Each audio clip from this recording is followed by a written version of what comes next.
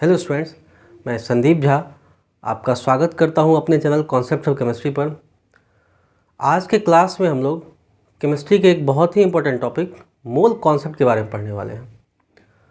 Mole concept chemistry का एक बहुत ही बेसिक टॉपिक है और इसका काम केमिस्ट्री के हर एक चैप्टर में पड़ता है। मतलब मोल को पढ़े बिना या इसको ठीक से समझे बिना आपका काम केमिस्ट्री में नहीं चल सकता है, आप केमिस्ट्री को समझ ही नहीं पाएंगे। और कॉम्पिटिटिव एग्ज़ाम में भी इसके ऊपर भर भर के क्वेश्चन आते हैं। इसलिए अगर आप क्लास 9th, 10th, 11th या 12th के स्टूडेंट हैं या फिर नीट जेईई आईआईटी फाउंडेशन की तैयारी कर रहे हैं तो यह क्लास आपके लिए बहुत ही इंपॉर्टेंट है, क्योंकि आज की क्लास में हम लोग मोल और साथ ही साथ उससे रिलेटेड कुछ टॉपिक जो है मोलर मास, मोलर वॉल्यूम को भी पढ़ेंगे। और फिर लास्ट में उससे रिलेटेड जो फार्मूला होता है कि मोल्स कैसे निकाला जाए, और साथ ही साथ जो डिफरेंट कॉम्पिटिटिव एग्ज़ाम में क्वेश्चंस आते हैं उसके ऊपर किस तरह के क्वेश्चन आते हैं उसको भी डिस्कस करेंगे, ताकि आपका कोई कन्फ्यूजन रह ना जाए और जो भी कॉम्पिटिटिव एग्ज़ाम के क्वेश्चन आते हैं वो आपसे आसानी से बन जाए। इसलिए मेरा आपसे निवेदन है, रिक्वेस्ट है कि अगर आप मोल को ठीक से समझना चाहते हैं, इस टॉपिक को मजबूत करना चाहते हैं, तो यह लेक्चर आप लास्ट तक देखें ताकि मोल से रिलेटेड कोई कन्फ्यूजन ना रह जाए। तो आइए आज की क्लास में हम लोग मोल पढ़ते हैं। मोल जो है वो एक्चुअली एक काउंटिंग यूनिट है। काउंटिंग यूनिट कह लें या फिर कह लें एक नंबर है, क्योंकि इसका वैल्यू एक नंबर ही तो होता है, जिसका उपयोग हम लोग अमाउंट ऑफ सब्सटेंस को दिखाने के लिए करते हैं। अमाउंट ऑफ सब्सटेंस कहने का मतलब है कि केमिस्ट्री में मोल का उपयोग एक काउंटिंग यूनिट के रूप में हुआ। काउंटिंग यूनिट क्या होता है? कोई भी ऐसा यूनिट जिसका उपयोग हम लोग गिनती के लिए करते हैं, किसी चीज़ की संख्या को दिखाने के लिए करते हैं। उदाहरण के लिए जैसे डजन है, हम अपने डेली लाइफ में खूब उपयोग करते हैं उसका। डजन या दर्जन, जब भी केला खरीदे जाते हैं तो कहते हैं 1 दर्जन केला दे दें। तो वो क्या है? एक काउंटिंग यूनिट ही तो है, लेकिन वो एक बहुत ही छोटा सा काउंटिंग यूनिट है। उसका उपयोग हम लोग केमिस्ट्री के अंदर नहीं कर सकते हैं, क्योंकि केमिस्ट्री के अंदर जो सब्सटेंस होते हैं ना, सब्सटेंस क्या होगा केमिस्ट्री के अंदर? एटम्स होगा, मॉलिक्यूल्स होगा, आयंस होंगे या इलेक्ट्रॉन्स होंगे, एट्सेट्रा, इस तरह के ही पार्टिकल्स होंगे। मतलब बहुत ही छोटे व छोटे कण होते हैं, जिनको कि हम लोग माइक्रोस्कोपिक पार्टिकल या माइक्रोस्कोपिक एंटिटीज़ कहते हैं। ये इतने छोटे होते हैं कि एक छोटे से सैंपल में भी बहुत ज़्यादा होती है इनकी संख्या। उदाहरण के लिए कहा जाता है कि एक अगर ड्रॉप ले लें पानी का या ओस की बूंद ले लें, जो कि सुबह सुबह पत्ते पे पड़ी होती है, तो उसमें लगभग 10⁻21 मॉलिक्यूल्स होते हैं, अणु होते हैं पानी के। अब ऐसे में अगर इतने छोटे से सैंपल में अगर इतनी बड़ी संख्या में मॉलिक्यूल्स हैं, पार्टिकल्स हैं, तो उनको हम लोग डजन से या स्कोर से या दूसरे छोटे काउंटिंग यूनिट से तो नहीं शो कर सकते। इसीलिए एक साइंटिस्ट थे जिन्होंने सबसे पहले मोल को इंट्रोड्यूस किया। उनका नाम था विलहेल्म ओस्टवाल। उनके भी लिख लें, introduced by Wilhelm W Ostwald लिख लें। इन्होंने क्या किया, एक लैटिन वर्ड होता है, एक लैटिन वर्ड है मोल्स,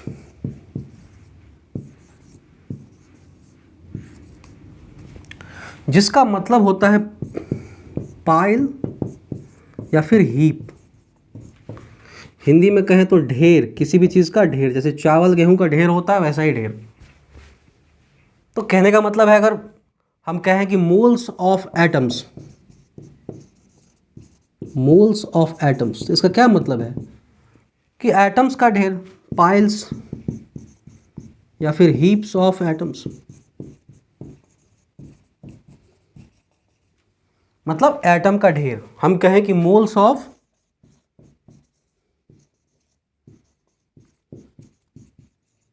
मॉलिक्यूल्स, तो इसका क्या मीनिंग हो जाएगा? पाइल्स या फिर हीप्स ऑफ मॉलिक्यूल्स। तो शुरुआत में तो यही अर्थ था मोल का, कि उसका अर्थ एक ढेर होता है, एक हीप या पाइल होता है। बाद में लेकिन इसका वैल्यू भी निकाला गया, जिसमें कि एक साइंटिस्ट थे जिनका नाम था वो गाड्रो, उनका बड़ा योगदान है उनकी एक थ्योरी का, और फिर मोल को डिफाइन किया गया था। तो इसको पहले लिख ले, फिर हम लोग देखते हैं कि मोल्स का डेफिनेशन क्या होता है। मोल का जो डेफिनेशन है वो है 1 mole is the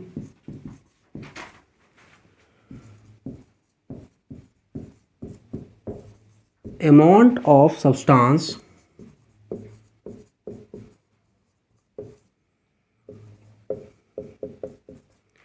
which contains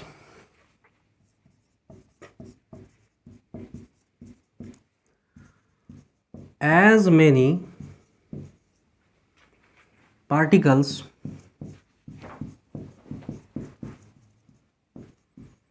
or entities as there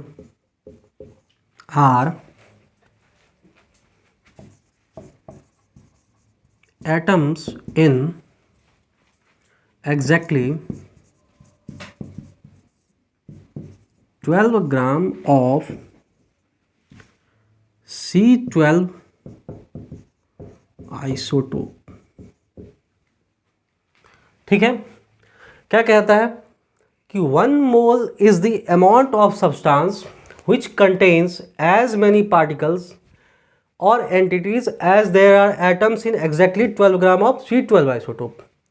मतलब एक मोल किसी भी वस्तु की वह मात्रा है, वह संख्या है, वह अमाउंट है जिसमें कि उतने ही कण होते हैं जितने कि C12 आइसोटोप के 12 ग्राम में कार्बन एटम्स की संख्या होती है। समझे? मतलब C12 हम लोग जानते हैं कार्बन के 3 आइसोटोप होते हैं, C12, C13 और C14। उसमें से एक जो आइसोटोप होता है पहला वाला C12, उसका अगर हम 12 ग्राम ले लें और उसमें कार्बन एटम्स की संख्या का पता कर लें कि कितना कार्बन एटम होगा, वही वैल्यू होगा, वही एटम्स की संख्या होगा 1 मोल का वैल्यू। यही डेफिनेशन है। 1 mole is the amount of substance, 1 mole वह अमाउंट है किसी सब्सटेंस का which contains as many particles, जिसमें कि उतने ही कण होते हैं या एंटिटीज, ठीक है, या एंटिटीज होते हैं as there are atoms in exactly 12 gram of C12 isotope. मतलब जितने कि C12 आइसोटोप के 12 ग्राम में एटम्स की संख्या होगी। ठीक है, अगर हम इसको सिंप्लीफाई करें तो क्या हो गया 1 मोल का मतलब?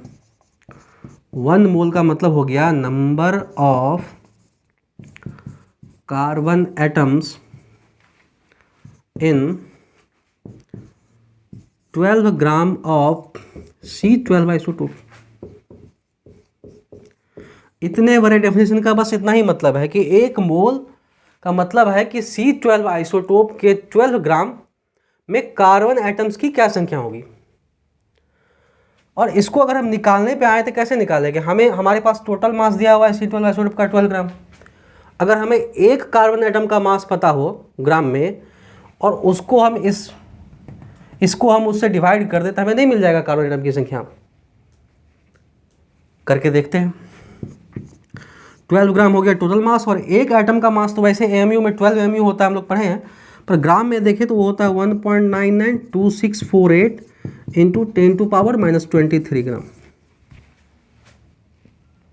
अगर आप 12 को इससे डिवाइड करेंगे तो ये वैल्यू कितना आएगा? ये आएगा 6.022 इंटू 10 टू पावर 23। इसको इससे डिवाइड करेंगे 6.022 और फिर आएगा ये 10 टू पावर -23 है, ऊपर जाएगा 10 टू पावर 23। इतने कार्बन एटम्स होते हैं C12 आइसोटोप के 12 ग्राम में, और इसी वैल्यू को मान लिया गया 1 मोल का वैल्यू।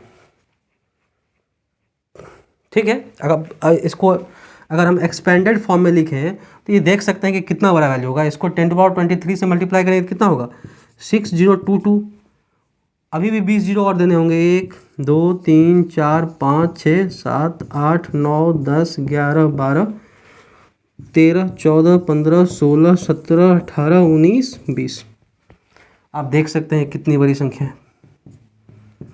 इंटरनेशनल सिस्टम के हिसाब से अगर हम कॉमा लगा दें तो ये है 3 3 6 3 9 3 12 3 15 3 18 3 21 2 23 1 24 अंक की संख्या होगी। तो 6.022 इंटू 10⁻23 इतना बड़ा होता है एक्सपेंडेड फॉर्म में, और इतने कार्बन एटम्स होते हैं C12 आइसोटोप के 12 ग्राम में, और यही वैल्यू हो जाता है 1 मोल का वैल्यू। अब ऐसे लिखना तो बड़ा मुश्किल होगा, इसलिए हम लोग इस फॉर्म में लिखते हैं हमेशा। तो यही है 1 मोल का मतलब।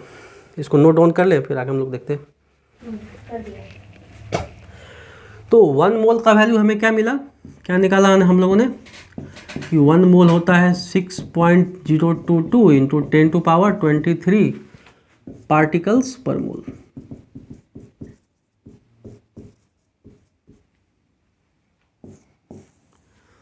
यहाँ पर ये ध्यान रखें, वैसे तो हम लोग केमिस्ट्री पढ़ रहे हैं, तो केमिस्ट्री में पार्टिकल्स क्या हो सकते हैं, atoms, molecules, ions, electrons etcetera. लेकिन हम किसी भी चीज़ पे अप्लाई कर सकते हैं। हम 1 मोल पेन ले लेंगे क्योंकि एक काउंटिंग यूनिट है, तो भी उसका कुछ ना कुछ ये 6.022 जो है पेन हो जाएगा।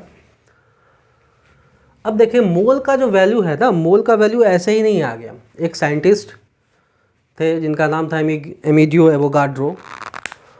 उनका एक थ्योरी था कि सेम टेम्परेचर और प्रेशर पर कोई भी 2 गैस ले लें, अगर उनका वॉल्यूम सेम है तो उनके पास नंबर ऑफ मॉलिक्यूल्स भी क्या होंगे, सेम होंगे।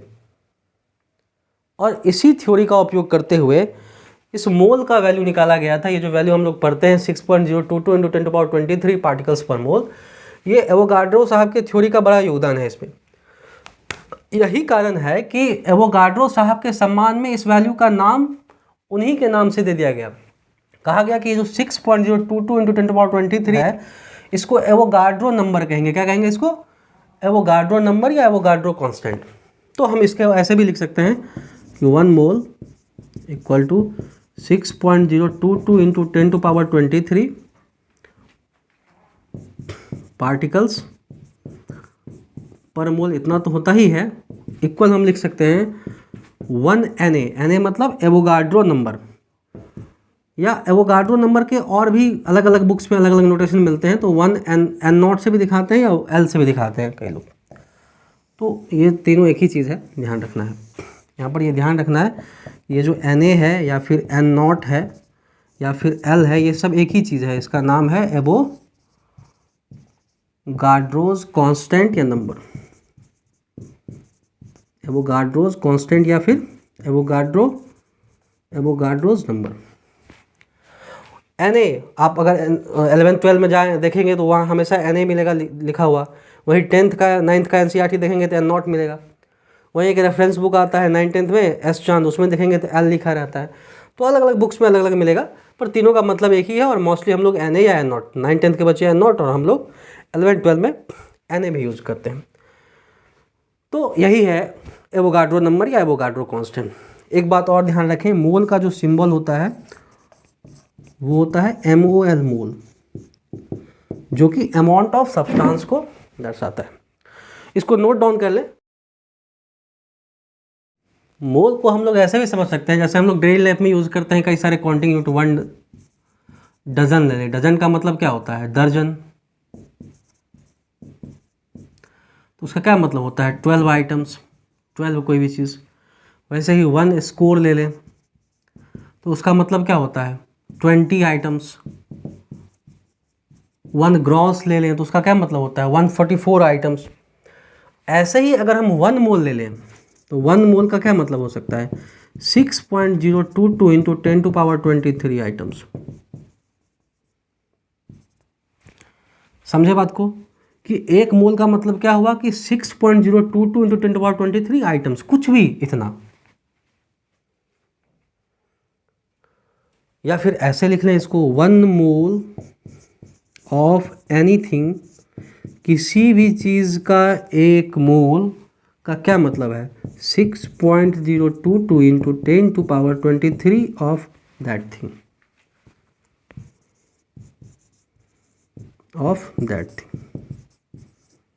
समझे बात को।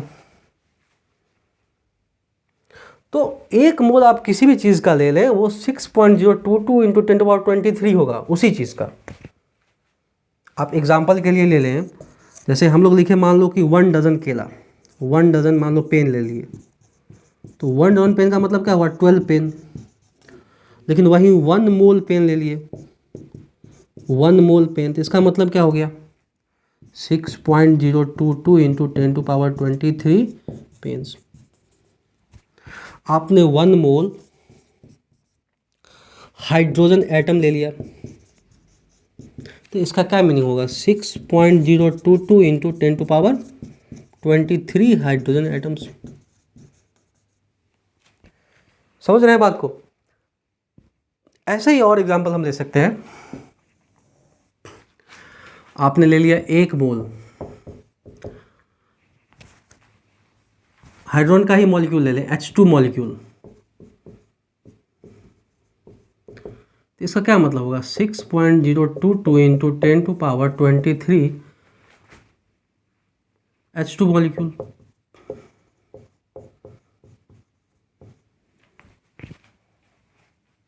ऐसे ही आप ले लें 1 mole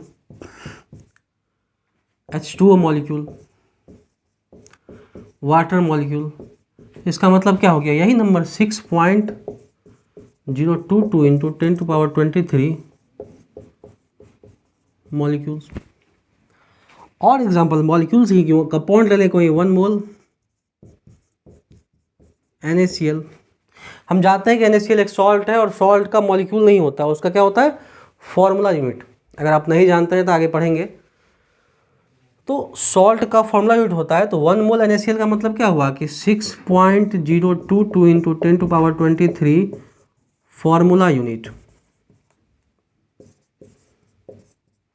of NaCl। 6.022 into 10⁻23 formula units of NaCl sodium chloride. कुछ भी ले लें आप, 1 मोल आयन ले लें, तो उसका क्या मतलब होगा 6.022 10⁻23 आयंस। 1 मोल बनाना ले लें तो कितना बनाना हो जाएगा 6.022 इंटू 10⁻23 बनाना केला। तो मोल का बेसिकली यही मतलब है कि कोई भी चीज़ 1 मोल ले तो वो इतना हो जाएगा 6.022 इंटू 10⁻23। हाँ, किसी जगह किसी बुक में आपको 6.022 के जगह 6.023 भी लिखा रहता है, 6.023 इंटू 10⁻23, उससे कोई फ़र्क नहीं पड़ता है, एक ही वैल्यू है दोनों। तो ठीक है, इसको नोट डाउन कर लें।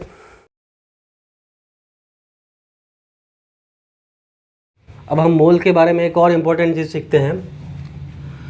हम लोग जानते हैं कि जब भी किसी एटम मॉलिक्यूल या उस आयंस या फॉर्मूला यूनिट के मास को हम लोग रिप्रेजेंट करते हैं तो उसे किस यूनिट में लिखते हैं, एटॉमिक मास यूनिट में या फिर यूनिफाइड मास में। ये 1 AMU या U एक ही चीज़ है, पुराना नाम है एटॉमिक मास यूनिट और अभी का नाम है यूनिफाइड मास। किसी भी एटम्स मॉलिक्यूल्स आयंस या किसी सॉल्ट के फॉर्मूला यूनिट के मास को हम लोग इसी यूनिट में दिखाते हैं। ग्राम में या किलोग्राम में दिखाने से बचते हैं क्योंकि वो वैल्यू बहुत कॉम्प्लेक्स हो जाएगा, डेसिमल्स में और पावर्स में रहेंगे, इसीलिए हम लोग एटॉमिक मास यूनिट या यूनिफाइड मास में दिखाते हैं। तो 1 AMU और U क्या का वैल्यू कितना होता है 1.66 इंटू 10⁻24 ग्राम। अब अगर हम 1 मोल AMU ले तो क्या हो जाएगा, ये बड़ा इंटरेस्टिंग रिलेशन है। अगर हम 1 मोल AMU ले तो क्या होगा, इसको हम लिख सकते हैं 1 mole into 1 AMU, 1 mole into 1 AMU। अब अगर इसके वैल्यू को हम पुट करेंगे तो क्या होगा, 1 मोल का वैल्यू क्या होता है 6.022 इंटू 10⁻23 और इंटू 1 AMU का वैल्यू कितना अभी लिखे हैं 1.66 इंटू 10⁻24 ग्राम। ठीक है। अब अगर आप इसे कैलकुलेट करेंगे तो ये आपका आ जाएगा, इसको और इसको कैलकुलेट करेंगे तो ये कुछ 9.99 करके आएगा। आप कैलकुलेटर से आप खुद से कर लेना। और 10⁻23 है और यहाँ 10⁻24 है, अगर इसको हम मल्टीप्लाई कर दिए क्या आएगा 10⁻1। और फाइनली अगर इसको हम 10⁻1 का मतलब क्या है कि 10 से हमें डिवाइड करना है, तो अगर इसको कैलकुलेट कर दिए कितना आ जाएगा 0.999। ये अप्रॉक्सीमेटली कितना हो गया 1 ग्राम। ये बहुत ही महत्वपूर्ण चीज़ है। आप देखें कि 1 मोल AMU अगर हम निकालते हैं तो वो कितना आता है 1 ग्राम। इसको भी लिख लें समराइज करके कि 1 मोल AMU या 1 मोल U कह लें, एक ही बात है, ठीक है। ये कितना हो जाएगा 1 मोल इंटू 1 AMU और ये हो जाएगा 1 ग्राम।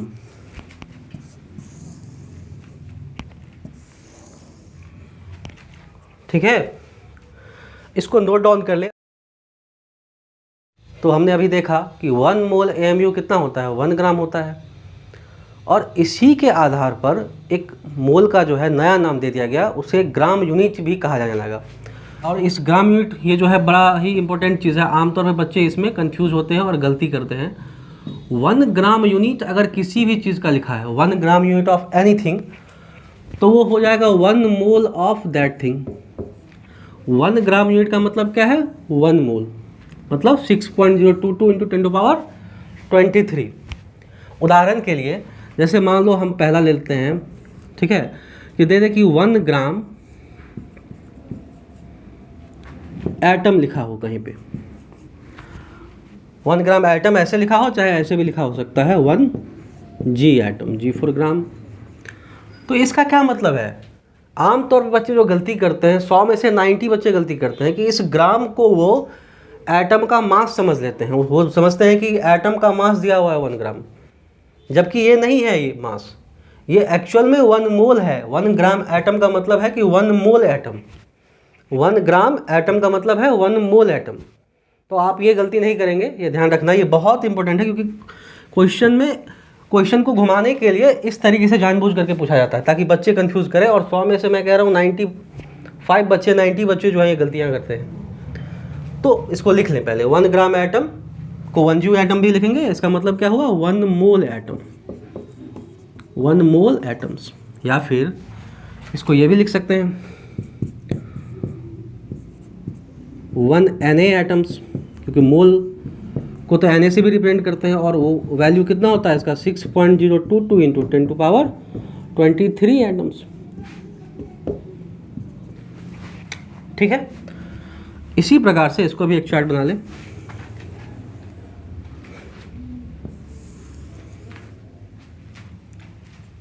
कि 1 ग्राम एटम का मतलब 1 मोल एटम, और 1 मोल एटम का मतलब 6.022 इंटू 10⁻23 एटम्स। अब उदाहरण के लिए कुछ एग्जांपल से इसको समझते हैं कि जैसे आप किसी क्वेश्चन में दे दें कि 5 ग्राम एटम ऑफ ऑक्सीजन, और यहीं एक और दे दे, ऐसे करके दे दे 5 ग्राम ऑफ ऑक्सीजन एटम।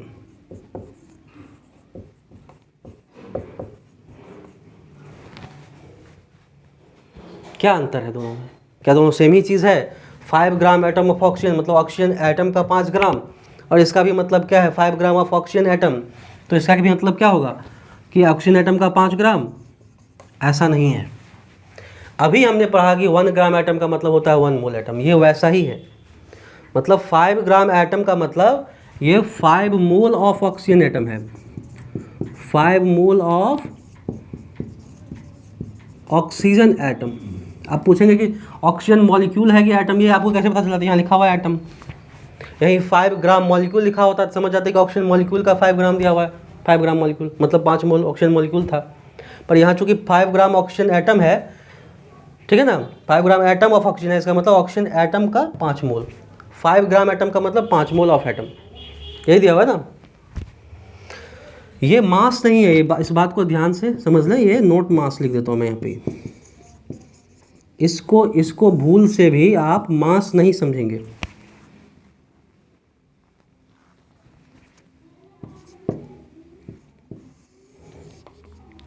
इसको भूल से भी आप मास नहीं समझेंगे, ये मोल है। यहीं पर ऐसा लिखा हो कि 5 ग्राम ऑफ ऑक्सीजन एटम, तो ये मास है। ये क्या है? मास है, गिवन मास है, ऑक्सीजन एटम का मास है।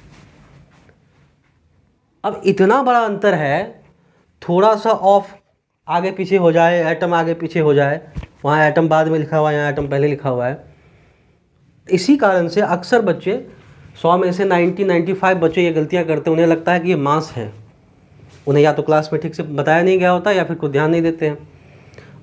इसीलिए इसको बहुत ध्यान से देख लें और इसको याद रखें ताकि आप ये गलतियां नहीं करें, क्योंकि इस पर क्वेश्चन पूछता ही पूछता है और जानबूझ करके जो है पूछता है ताकि बच्चे इसमें फंसे। तो इसको नोट डाउन करें और इसी का हम लोग अगला देखते हैं कि मॉलिक्यूल के बारे में इसको क्या होगा। अब इसी प्रकार से जैसे एटम के बारे में हम लोगों ने देखा कि 1 ग्राम एटम का मतलब था 1 मोल एटम, वैसे ही 1 ग्राम मॉलिक्यूल का क्या मतलब होगा? 1 मोल मॉलिक्यूल। 1 मोल मॉलिक्यूल, मोल में ई लगाए चाहे नहीं लगाए, क्योंकि मोल का सिंबल तो MOL ही होता है। और 1 मोल मॉलिक्यूल का मतलब क्या हो गया? 1 Na मॉलिक्यूल। और 1 Na मॉलिक्यूल का मतलब क्या हो गया? 6.022 इंटू 10⁻23 मॉलिक्यूल।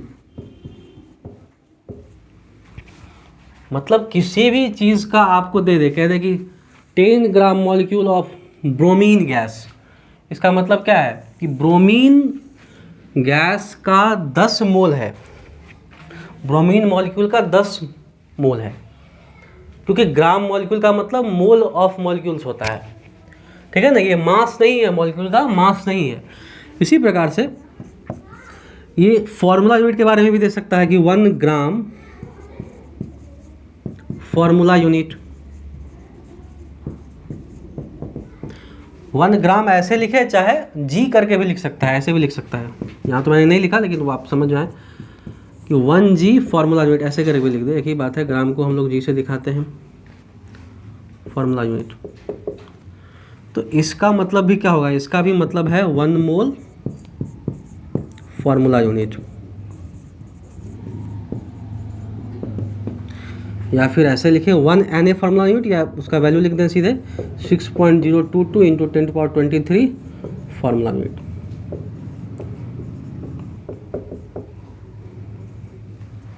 जैसे NaCl का दे दे कि 10 ग्राम फार्मूला यूनिट ऑफ NaCl, इसका मतलब क्या है कि NaCl का 10 मोल दिया हुआ है, ना कि उसका 10 ग्राम फार्मूला यूनिट का मतलब 10 ग्राम उसका मास नहीं है, उसका मोल है, ठीक है। तो हमने एटम का देख लिया, मॉलिक्यूल का देख लिया, आयंस का देख लिया। इसी प्रकार से हमें जो है आयंस के बारे में पूछ सकता है। 1 ग्राम आयन, तो उसका मतलब क्या हो जाएगा? इसको ऐसे भी लिख सकते हैं 1G आयन का मतलब हो जाएगा 1 मोल आयन। जो भी आयंस हो, हाइड्रोजन H+ आयन हो, कोई Cl- आयन हो, जो भी हो, मतलब 6.022 इंटू 10⁻23 आयंस, या आप लिख सकते हैं उसको 1 Na आयंस।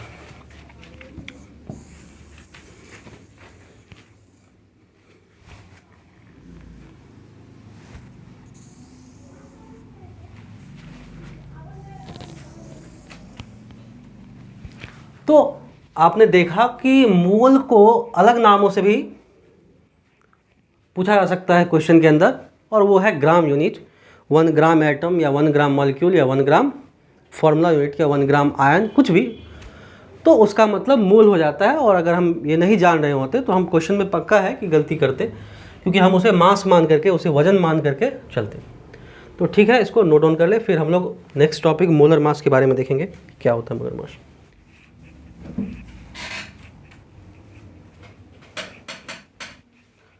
मोल कॉन्सेप्ट के अंदर जो हमें दूसरा टॉपिक पढ़ना है वो है मोलर मास।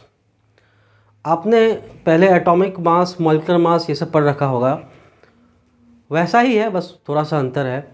एटॉमिक मास क्या होता था? एक एटम का मास।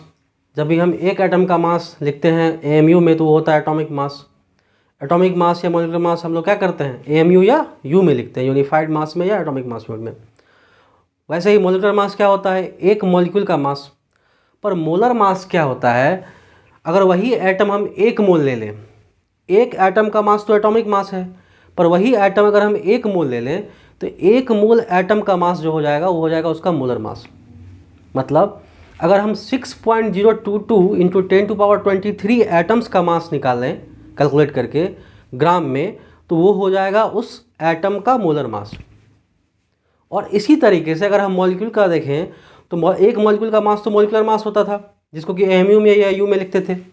पर वहीं अगर हम 1 मोल मॉलिक्यूल ले लें, मतलब 6.022 इंटू 10⁻23 मॉलिक्यूल्स ले लें और उसके मास को कैलकुलेट कर लें, ग्राम में निकालें, तो वो हो जाएगा उसका उस मॉलिक्यूल का मोलर मास। तो यही है मोलर मास। किसी भी कोई भी चीज़ हो, दुनिया का कोई भी सब्सटेंस हो, अगर उसका 1 मोल ले लें, 6.022 इंटू 10⁻23 यूनिट्स ले लें उसका, और उसका मास निकाल लें ग्राम में, तो वो उस चीज़ का क्या कहलाएगा? Molar mass. तो आइए देखते हैं इसका डेफिनेशन कि क्या है। The mass of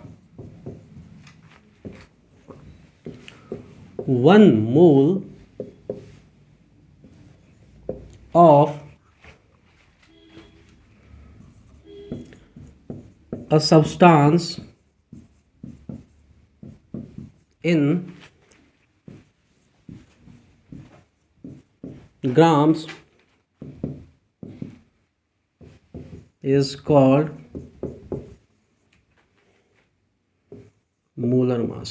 Is called its molar mass.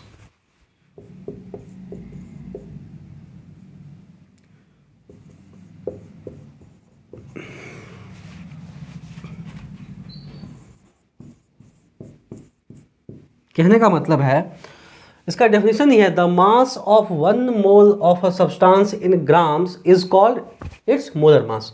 मतलब किसी भी सब्सटेंस का अगर हम 1 मोल ले लें और उसका मास हम निकाल लें ग्राम में, किस यूनिट में? ग्राम में, ना कि एटॉमिक मास यूनिट में या यू में, तो उसको हम उस चीज़ का मोलर मास कहेंगे।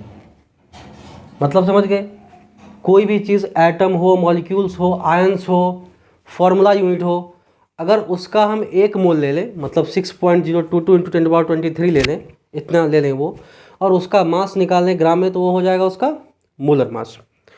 मोलर मास को हम लोग डिनोट करते हैं डिनोटेड बाय mm और m। अगर आप क्लास 10 के स्टूडेंट होंगे तो आप लोग m से दिखाते होंगे, 9-10 के बच्चे, और 11th में हम आमतौर पे mm यूज़ करते हैं। हालांकि इसका कोई ये नहीं है, आप m भी यूज़ करते हैं, कई टीचर m यूज़ करते हैं, कई लोग mm यूज़ करते हैं, दोनों यूज़ कर सकते हैं।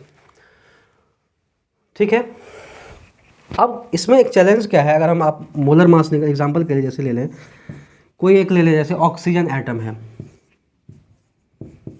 ऑक्सीजन एटम है, तो इसका जो एटॉमिक मास होता है वो एटॉमिक मास क्या होगा? एटॉमिक मास तो ऑक्सीजन का हम लोग जानते हैं कितना होता है, 16 AMU या 16 U होता है। पर इसी ऑक्सीजन एटम का अगर हम मोलर मास निकालें, क्या निकालें? Molar mass of oxygen atom, तो ये क्या आएगा? 1 मोल, मोलर मास का मतलब है कि किसी ऑक्सीजन एटम का मोलर मास अगर हमें निकालना है तो इसका हम 1 मोल एटम लेंगे, उसका मास निकालेंगे। मतलब एक एटम मास को अगर हम 1 मोल से मल्टीप्लाई कर दें तो क्या मिल जाएगा? उसका मोलर मास मिल जाएगा। तो यही काम करते हैं हम लोग। क्या करेंगे? पहले एक एटम का मास हो गया 16 AMU मल्टीप्लाइड बाय 1 मोल, 1 मोल।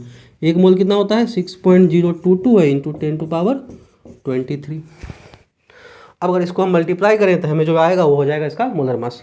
अब हम जानते हैं कि AMU और 6.022 इंटू 10⁻23 मतलब 1 मोल को मल्टीप्लाई करते हैं तो 1 ग्राम आता है। पिछला ही हम देखे थे कि 1 मोल AMU, 1 मोल इंटू 1 AMU कितना होता था? 1 ग्राम। आप इसका वैल्यू पुट करके भी मल्टीप्लाई कर सकते हैं, AMU का वैल्यू उससे मल्टीप्लाई कर दो, फिर इससे मल्टीप्लाई करो, तो ये वैल्यू और ये वैल्यू मल्टीप्लाई करके 1 ग्राम हो जाएगा। अब जब ये वैल्यू यहाँ से लेकर के ये वैल्यू मिल करके 1 ग्राम हो जाता है, कितना हो जाता है? 1 ग्राम। तो हम सीधे क्यों नहीं यूज़ कर लें? क्योंकि हम पहले ही पढ़ चुके हैं कि 1 AMU को 1 मोल से मल्टीप्लाई करते हैं तो कितना होता है? 1 ग्राम। तो कहीं ना कहीं ये क्या हो जाएगा? 16। तो ये रह ही जाएगा 1 AMU इंटू 1 मोल, ये हो जाएगा 16 ग्राम। तो ऑक्सीजन का मोलर मास हमें क्या मिला? 16 ग्राम। ऑक्सीजन का एटॉमिक मास था 16 AMU, 16 U, पर उसका मोलर मास मिला हमें 16 ग्राम। अगर आप ध्यान दें तो एक चीज़ आप देखेंगे कि एटॉमिक मास और मोलर मास में अंतर क्या है? केवल यूनिट का, नंबर सेम है। इसका एटॉमिक मास 16 U है, AMU की जगह ग्राम लगा दो तो वो मोलर मास हो गया। इसी आधार पर एक नया तरीका दे दिया गया कि एटॉमिक मास हो या मॉलिक्यूलर मास हो या फार्मूला मास हो, जो कि हम लोग एएमयू में लिखते हैं, किसी भी एटम, मॉलिक्यूल या फॉर्मूला यूनिट का अगर उसका मोलर मास निकालना तो उसका जो रिलेटिव मास है उसमें यूनिट हम बस क्या करते हैं, चेंज कर देते हैं, एएमयू की जगह ग्राम लिख देते हैं और उसका हमें मोलर मास मिल जाता है। तो इतना सारा हमें कैलकुलेशन करने की आवश्यकता नहीं होगी। हमें एएमयू के वैल्यू 1.66 × 10⁻24 को इससे मल्टीप्लाई करके वो निकालना नहीं पड़ेगा और फिर इसका हम वैल्यू निकालेंगे ग्राम में, ये सब करने की जरूरत नहीं पड़ेगी।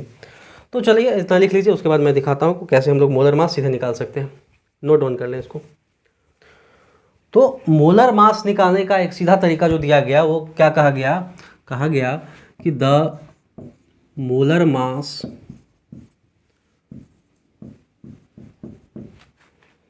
in grams is numerically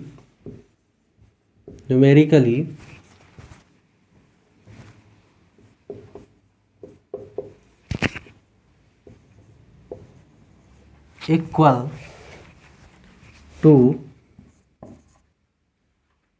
relative mass. Relative mass क्या हो जाएगा, कुछ भी जो चीज़ है उसका मास, एटम है तो एटम का एटॉमिक मास, मॉलिक्यूल है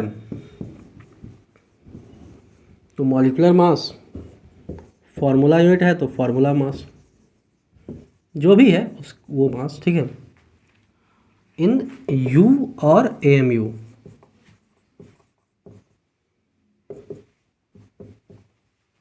ठीक है, मतलब molar mass in gram is numerically equal to relative mass और atomic relative mass in u और एमयू। मतलब किसी भी चीज़ का अगर हमें मोलर मास निकालना है ग्राम में तो उसी का हम रिलेटिव मास लिख देंगे, जो वैल्यू है उसका मैग्नीट्यूड, और उसमें जो यूनिट एमयू या यू है उसको बदल करके ग्राम कर देंगे। रिलेटिव मास कुछ भी हो सकता है, एटम है तो एटम का रिलेटिव मास एटॉमिक मास होगा, मॉलिक्यूल है तो उसका relative mass molecular mass, formula unit है तो उसका रिलेटिव मास जो है फॉर्मूला मास हो जाएगा। ठीक है, अब एक चार्ट बना लेते हैं और इसको फिर हम एग्जांपल के थ्रू समझते हैं कि क्या होता है इसका। पार्टिकल हो गया, इधर ले लेते हैं उसका रिलेटिव मास और इधर ले लेते हैं उसका मोलर मास mm।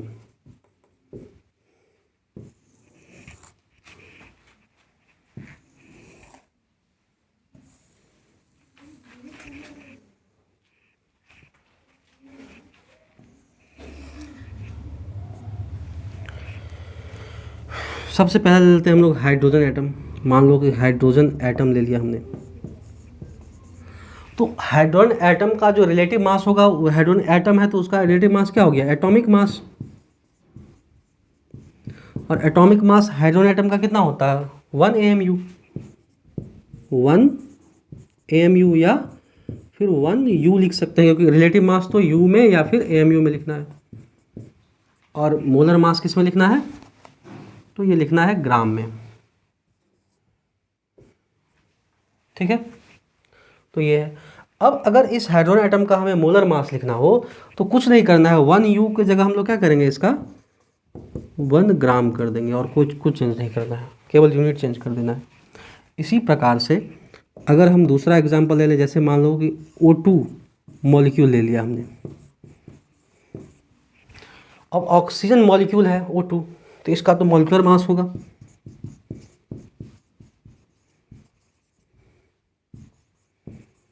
और मॉलिक्यूलर मास कितना होगा, ऑक्सीजन 2 ठो है, एक ऑक्सीजन का 16 होता है तो 2 ऑक्सीजन का क्या हो जाएगा, 16 + 16 32 AMU। अब इसका मॉलिक्यूलर मास 32 AMU है तो इसका इस ऑक्सीजन मॉलिक्यूल का मोलर मास क्या हो जाएगा, 32 ग्राम।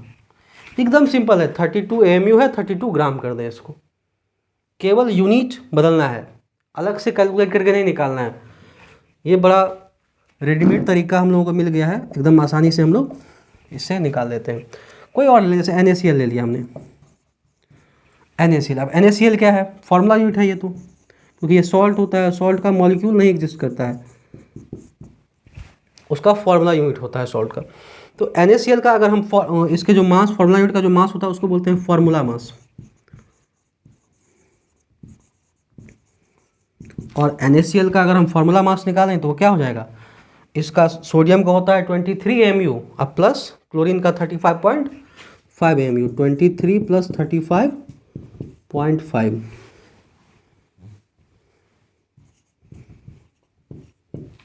इसको अगर हम जोड़ रहे हैं तो कितना हो जाएगा 58.5 mu। अब अगर इस फॉर्मूला यूनिट का हमें मास निकालना हो, मोलर मास निकालना हो, तो वो क्या हो जाएगा, वो हो जाएगा 58.5 ग्राम। एकदम सिंपल है। इसी प्रकार से और जो एग्जांपल लेने का मन हो, कोई भी आयंस ले सकते हैं, कोई ले लो, मान लो क्लोरीन आयंस या कोई नया आयन ले लो, Mg+2 आयन। तो उसका जो मास होगा, आयन का मास एटॉमिक मास ही होता है। आयनिक मास करके कुछ पढ़ते तो नहीं हम लोग, एटॉमिक मास के बराबर ही आयन का मास होता है। तो आप इसका एटॉमिक मास लिखो, चाहे ऐसे आयन का मास ऑफ आयन लिख दो। तो ये एटॉमिक मास इसका कितना होता है मैग्नीशियम का, ये 24 होता है। तो वही इसका मास हो जाएगा। इलेक्ट्रॉन निकल जाने से दो मास पर कोई बहुत अंतर नहीं पड़ेगा। तो इसका अगर हम मोलर मास निकालें तो क्या हो जाएगा, 24 ग्राम हो जाएगा। कहने का मतलब है कि हम एक Mg+2 आयन लिए तो उसका तो एक आयन का मास हुआ, मास ऑफ वन आयन, ये 24 mu। पर वहीं पर अगर हम एक मोल ले लिए आयन Mg+2, 6.022 × 10⁻23 Mg+2 आयन ले लिए, तब उसका मोलर मास जो हो जाएगा वो 24 ग्राम हो जाएगा। इसको ना हो तो आप आयनिक मास कह सकते हैं, कोई दिक्कत नहीं है। आयनिक मास ये एटॉमिक मास के बराबर ही होता है, ठीक है। उसके बाद और कोई एग्जांपल, जैसे आप ले ले हीलियम एटम। तो हीलियम एटम का क्या होता है, इसका एटॉमिक मास, एटम है तो एटॉमिक मास क्या हो जाएगा 4 mu। तो इसका मोलर मास क्या हो जाएगा 4 ग्राम। अब कुछ भी ले सकते हैं आप, वाटर ले ले। तो वाटर का क्या होता है, 2 हाइड्रोजन होता है, 1 ऑक्सीजन होता है H2O में, H2O में। तो उसका हो जाएगा 2 + 16, कितना हो जाएगा 18 AMU। तो उसका मोलर मास क्या हो जाएगा 18 ग्राम। ऐसे ही आप किसी का भी निकालना हो, उसका मोलर मास मतलब उसका रिलेटिव मास निकाल ले, जो भी एटॉमिक मास, एटम है तो एटॉमिक मास, मॉलिक्यूल है तो मॉलिक्यूलर मास, फार्मूला यूनिट है तो फार्मूला मास, आयन है तो आयन का मास, आयनिक मास बोले जो भी बोले, तो वो निकाल ले। AMU या U में वो आएगा और उसी को क्या करना है, U MU को बदल करके ग्राम लगा दे तो उसका मोलर मास मिल जाएगा। तो एकदम आसान तरीका है, उतना कैलकुलेट करने की ज़रूरत नहीं है। इसको नोट डाउन कर ले, फिर आगे हम लोग देखते हैं कि ग्राम एटॉमिक मास क्या होता है या ग्राम मास क्या होता है। क्योंकि मोलर मास को कई और नामों से भी जाना जाता है, तो कितने नाम है और क्या क्या है उन सब के बारे में हम लोग जानेंगे। पहले इसको अच्छे से नोट डाउन कर ले।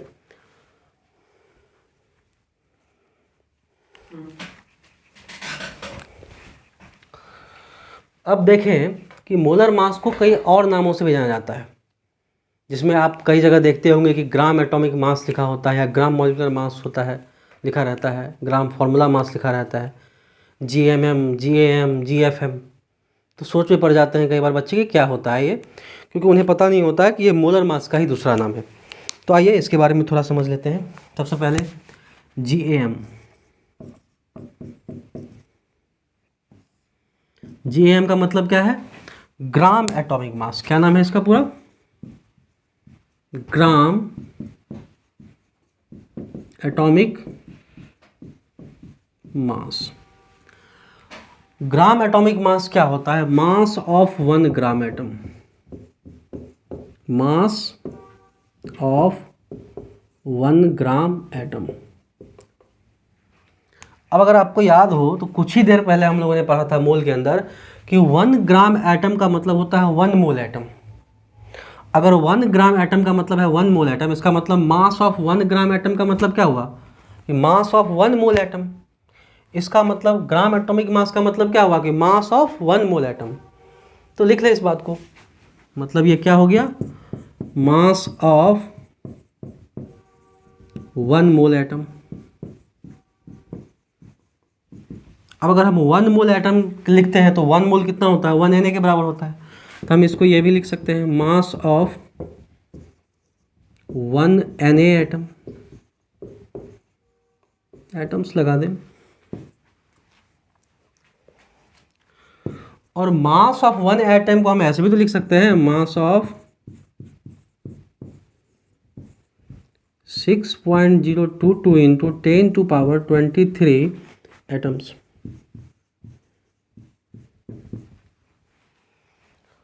और अब हमें बताएं कि अगर 1 मोल एटम का मास है ग्राम एटॉमिक मास, या 6.022 इंटू 10⁻23 एटम्स का मास है ग्राम एटॉमिक मास, तो यही तो मोलर मास होता है।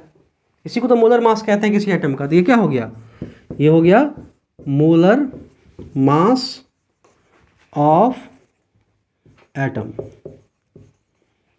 तो समझ गए बात को कि मोलर मास जो होता है किसी एटम का, उसको कई नामों से जाना जा सकता है और कई तरीके से आपसे क्वेश्चन भी पूछा जा सकता है। आपको इनमें से किसी भी नाम से पूछ देगा, पर आपको निकालना एक ही चीज़ है कि आपको मोलर मास निकालना है।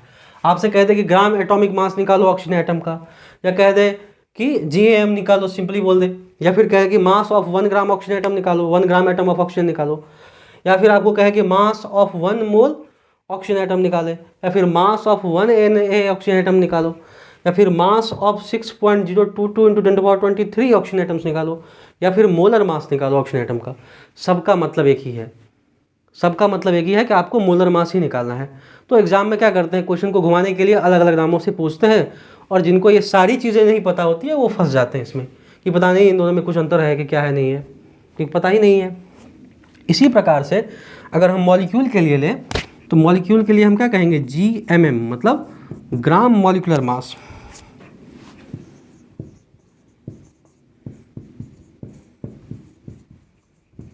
Gram molecular mass.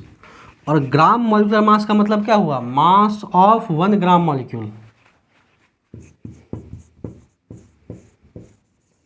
Mass of 1 gram molecule. मतलब अब हम फिर वहीं आ गए कि mass of 1 gram molecule. 1 gram molecule हम कुछ देर पहले पढ़े हैं कि 1 मोल मॉलिक्यूल को बोलते हैं, मोल के अंदर। तो इसका मतलब क्या हो गया, ये हो गया मास ऑफ 1 मोल मॉलिक्यूल। आप चाहे तो इसे लिख सकते हैं मास ऑफ 1 Na मॉलिक्यूल, क्योंकि 1 मोल जो होता है वही तो 1 Na होता है। या फिर आप इसे लिख सकते हैं मास ऑफ 6.022 इंटू 10⁻23 मॉलिक्यूल्स। और फाइनली अब चूंकि 1 मोल मॉलिक्यूल का मास है, तो इसी को तो मोलर मास कहते हैं मॉलिक्यूल का। तो ये क्या कहलाएगा, मोलर मास ऑफ मॉलिक्यूल। समझ में आई बात। तो यही कहानी है कि ग्राम मॉलिक्यूलर मास क्या होता है।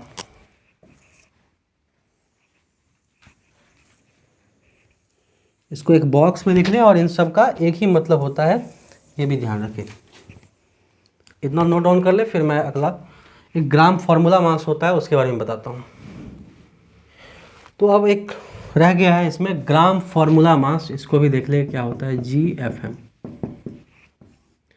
GFM को लिखें तो एक इसका पूरा नाम क्या हो जाएगा, ग्राम फॉर्मूला मास।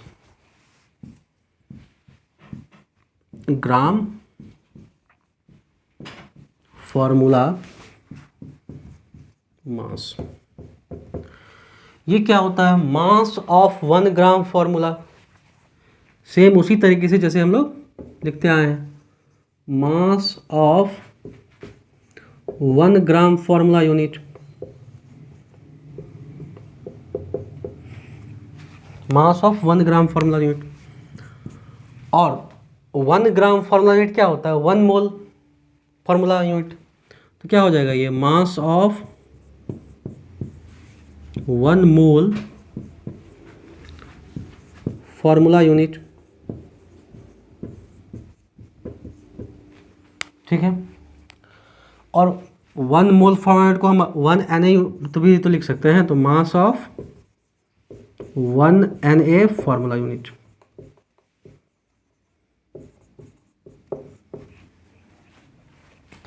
या फिर हम इसको लिख सकते हैं mass of 6.022 into 10⁻23 formula units.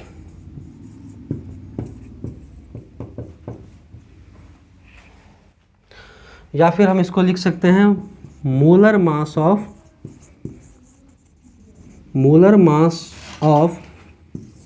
Formula unit. तो मतलब मोलर मास को पूछने के कई ढंग होते हैं। सिंपली अगर आपसे पूछ दे कोई कि किसी फॉर्मूला यूनिट का मोलर मास क्या होता है तो आप तो समझ जाएंगे, पर आपको इस भाषा में पूछ दे कि ग्राम फॉर्मूला मास किसी का क्या होगा, सॉल्ट का, या किसी मान लीजिए NaCl हो गया, या फिर mass of 1 gram formula unit, ठीक है। तो इस तरीके से भी पूछे तो वही इसका मतलब होगा कि हमें मोलर मास ही निकालना है। तो इतने सारे मतलब हो सकते हैं, इतने सारे नामों से हमें क्वेश्चन में पूछा जा सकता है कि मोलर मास निकालना तो सब में मोलर ही मास है, पर नाम अलग अलग है और अलग अलग नामों से पूछा जा सकता है। तो इसको लिख ले, इसके बाद हम लोग देखते हैं आगे क्या हो सकता है।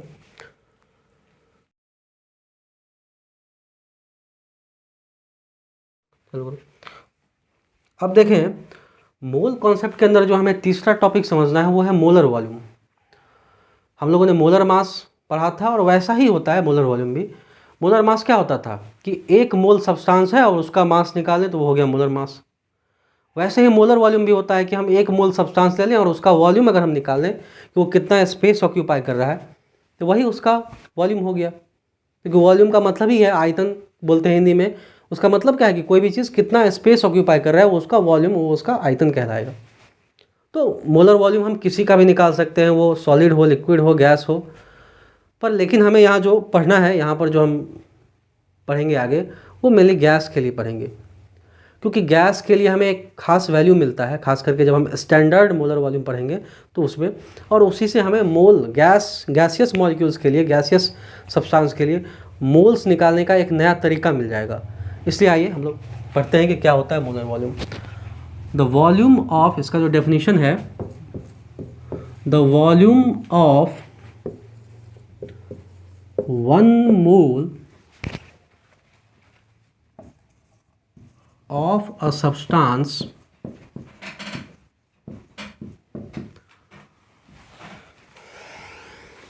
खास करके ये किसके लिए है तो गैस के लिए, एट अ पार्टिकुलर, जो गैस के लिए है तो टेम्परेचर प्रेशर पर डिपेंड करेगा उसका वॉल्यूम। इसलिए हमें कंडीशन बताना पड़ेगा, at a particular temperature and pressure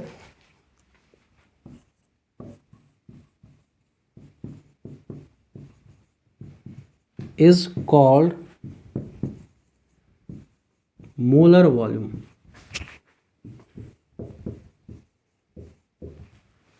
ठीक है, मतलब किसी भी चीज़ का, हम किसी भी सब्सटेंस का 1 मोल ले लें और उसका वॉल्यूम निकाल लें कि वो कितना स्पेस ऑक्यूपाई कर रहा है किसी पार्टिकुलर टेम्परेचर और प्रेशर पर। गैस होगा तो उसके लिए तो हमें जानते हैं कि टेम्परेचर और प्रेशर बदलने से गैस का वॉल्यूम बदल जाता है। तो किसी खास टेम्परेचर या प्रेशर पर, किसी फिक्स टेम्परेचर या प्रेशर पर, तो उसे हम क्या कहेंगे, मोलर वॉल्यूम कहेंगे, उस गैस का, उस सब्सटेंस का।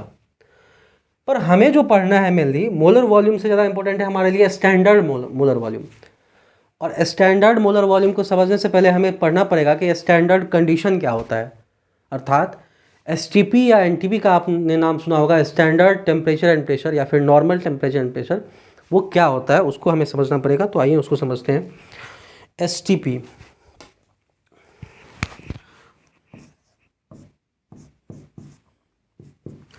STP का एक नाम NTP भी है और इसका फुल फॉर्म होता है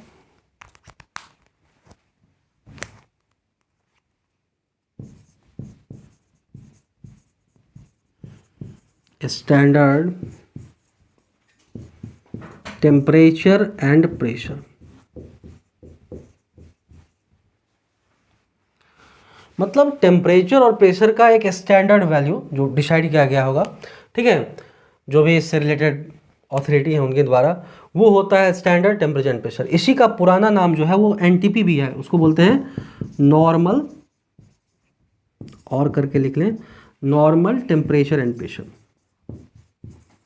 नॉर्मल टेम्परेचर एंड प्रेशर। ठीक है, अब इसका क्या वैल्यू होता है, इसमें भी एक है कि पहले जो एसटीपी का वैल्यू होता था वो थोड़ा सा अलग होता था और अब जो होता है वो थोड़ा सा अलग होता है, इसलिए इसको हम दो पार्ट में बांट दे रहे हैं। एक को लिख दे रहे हैं एसटीपी ओल्ड पुराना वाला, और एक को लिख दे रहे हैं एसटीपी न्यू। ठीक है, एसटीपी ओल्ड के अंदर जो टेम्परेचर का वैल्यू था वो था 0 डिग्री सेल्सियस, जिसको कि केल्विन में अगर हम देखें तो 273 केल्विन या 273.15 केल्विन भी लिख सकते हैं दशमलव में, पर वो हम लोग आमतौर पे यही वैल्यू यूज़ करते हैं तो उसकी ज़रूरत नहीं है। और प्रेशर जो होता था 1 atm, ये था पुराना वाला। और हमारे क्वेश्चन भी ज़्यादातर जो रहते हैं किसी भी इंस्टीट्यूट का ले लें मॉड्यूल, तो उसमें आपको पुराने वाले के हिसाब से सीधे एसटीपी लिखा रहेगा, ये सब नहीं लिखा रहेगा ओल्ड या न्यू, पर आमतौर पे इसी वैल्यू के हिसाब से रहता है क्वेश्चन।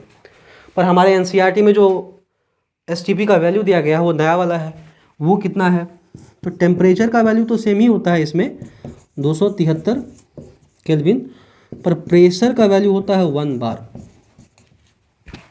और 1 बार ध्यान रखें कि एटीएम से थोड़ा छोटा होता है, थोड़ा ही, बहुत अंतर नहीं। 1 एटीएम में अगर हम देखें तो वो होता है 1.01325 बार, मतलब 1 एटीएम में 1.01325 बार इतना होता है। तो इसको नोट डाउन कर ले और फिर हम लोग स्टैंडर्ड मोलर वॉल्यूम को समझेंगे कि क्या होता है स्टैंडर्ड मोलर वॉल्यूम। अब देखें, स्टैंडर्ड मोलर वॉल्यूम जो होता है वो मोलर वॉल्यूम जैसा ही होता है, बस क्या अंतर है कि स्टैंडर्ड कंडीशन होगा। टेम्परेचर प्रेशर का जो वैल्यू होगा वो क्या होगा, स्टैंडर्ड होगा, जो हम लोग एसटीपी में पढ़े थे। तो इसका क्या डेफिनेशन होगा, द वॉल्यूम, सेम डेफिनेशन है सब कुछ, बस कंडीशन में हम लगा देंगे कि एसटीपी में होगा। The volume of 1 mole of a substance, या गैस ले ले, चूँकि हम लोग गैस ही के लिए पढ़ते हैं, तो volume of 1 mole of a gas at STP is known as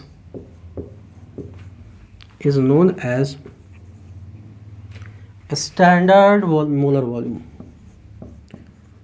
standard molar volume। ठीक है, मतलब किसी भी गैस का एक मोल ले लें, उस एक मोल गैस का अगर हम वॉल्यूम निकालें एसटीपी पर, स्टैंडर्ड टेम्परेचर एंड प्रेशर पर, तो हम उस गैस का कह सकते हैं कि वो उस गैस का वो क्या है, वो जो वॉल्यूम है वो है स्टैंडर्ड मोलर वॉल्यूम। ठीक है, अब हम, चूंकि हम लोगों ने दो कंडीशन पढ़ाया था, एक तो एसटीपी ओल्ड और एक एसटीपी न्यू, तो हम इसलिए हमारे पास स्टैंडर्ड मोलर वॉल्यूम का भी दो वैल्यू आएगा। ठीक है, तो एक जो होता है standard molar volume of gas, वो होता है 22.4 लीटर, जो पहला होता है, और वो किस कंडीशन पे होता है, तो 0 डिग्री सेल्सियस, 0 डिग्री सेल्सियस और 1 एटीएम प्रेशर। आप अगर ध्यान करें, अभी हमने लिखा था कुछ देर पहले कि 0 डिग्री सेल्सियस और 1 एटीएम प्रेशर। 1 एटीएम प्रेशर किस में था, एसटीपी ओल्ड वाले में। किस में था, ओल्ड वाले में। एसटीपी ओल्ड हो गया, ये एसटीपी ओल्ड। ठीक है, तो पहला वैल्यू तो ये हो गया। ठीक है, दूसरा जो वैल्यू है standard molar volume of gas, वो होता है 22.7 लीटर, और ये होता है, टेम्परेचर तो वही रहता है, हम लोगों ने पढ़ा है, पर प्रेशर क्या होता है, इससे थोड़ा सा छोटा प्रेशर यूज हो जाता है, 1 बार। और इसको क्या बोले थे हम लोग, एसटीपी न्यू के नाम से पढ़े थे। तो किसी भी गैस का, कोई भी गैस हो, कौन सा गैस है कोई मतलब नहीं है, हाइड्रोजन है, हीलियम है, ऑक्सीजन है, नाइट्रोजन है, कोई भी गैस ले लें, अगर उसका एक मोल हम ले लेंगे और उसका वॉल्यूम निकालेंगे एसटीपी पर, तो वो आएगा 22.4 लीटर या फिर 22.7 लीटर, वो जैसा प्रेशर है। टेम्परेचर दोनों में 0 डिग्री सेल्सियस ही है, सेम है, पर प्रेशर अगर 1 एटीएम होगा तो 22.4 लीटर आएगा, और 1 बार होगा प्रेशर तो 22.7 लीटर आएगा। इसी को कहा गया, इस जो उस वॉल्यूम का वैल्यू होगा ना, ये जो 22.4 लीटर है, 22.7 लीटर, इसी को कहा गया standard molar volume of a gas. मतलब किसी गैस का स्टैंडर्ड मोलर वॉल्यूम, मतलब 1 मोल गैस का वॉल्यूम एट STP। ठीक है, अब इसे नोट कर लें। अभी तक हमने मोल कॉन्सेप्ट के अंदर जो भी थ्योरेटिकल टर्म्स हैं उन सबको पढ़ लिया, जैसे कि मोल हो गया, मोलर मास हो गया, मोलर वॉल्यूम हो गया, स्टैंडर्ड मोलर वॉल्यूम हो गया, ये सब पढ़ लिया हमने। अब हम नंबर ऑफ मोल्स निकालने के जो तरीके हैं, how to find number of moles, कि नंबर ऑफ मोल्स कैसे निकालें, उससे रिलेटेड जो भी फॉर्मूला है उसको पढ़ने जा रहे हैं। और इसमें जो सबसे पहला फार्मूला हम लोग पढ़ेंगे वो तब अप्लाई करते हैं जब हमें नंबर ऑफ पार्टिकल दिया हो। ठीक है, when number of particles is given. ठीक है, जब नंबर ऑफ पार्टिकल्स दिया हुआ हो तब हम इस फॉर्मूला का उपयोग कर सकते हैं। और ये नंबर ऑफ पार्टिकल्स क्या होता है, तो पार्टिकल जो है वो कुछ भी हो सकता है, वो हो सकता है एटम, वो हो सकता है मॉलिक्यूल, वो हो सकता है आयन, वो हो सकता है फॉर्मूला यूनिट, और भी कुछ हो सकता है। जो भी माइक्रोस्कोपिक पार्टिकल हम लोग केमिस्ट्री में पढ़ते हैं उनमें से किसी भी चीज़ का हमें मोल्स निकालने के लिए दे दे और उनकी अगर संख्या दी हुई हो, नंबर ऑफ पार्टिकल्स मतलब नंबर ऑफ एटम्स या फिर नंबर ऑफ मॉलिक्यूल्स या नंबर ऑफ आयन्स या नंबर ऑफ फॉर्मूला यूनिट दिया हो, तब कहे कि नंबर ऑफ मोल्स निकालो, तो कैसे निकालेंगे, तो उसके लिए जो फॉर्मूला हम लोग लगाएंगे वो होता है स्मॉल n इक्वल N/Na। ठीक है, या फिर इसको हम ऐसे भी लिख सकते हैं, स्मॉल n इक्वल क्या हो जाएगा N/N0। ठीक है, जहां पर ये जो n है, स्मॉल n है, ये स्मॉल n तो हम लोग जानते ही है क्या है, नंबर ऑफ मोल्स है। किसका, पार्टिकल्स का। जो भी जिस पार्टिकल का हम मोल्स निकालने रहे, number of moles of particle सीधे लिख देते हैं। वो पार्टिकल जो भी हो, एटम का कहे तो एटम, मॉलिक्यूल का कहे तो मॉलिक्यूल, आयन का कहे तो आयन। फिर कैपिटल N, कैपिटल N क्या है, ये है नंबर ऑफ पार्टिकल्स गिवन। ठीक है, मतलब पार्टिकल की जो संख्या दी गई होगी क्वेश्चन में वो है कैपिटल N।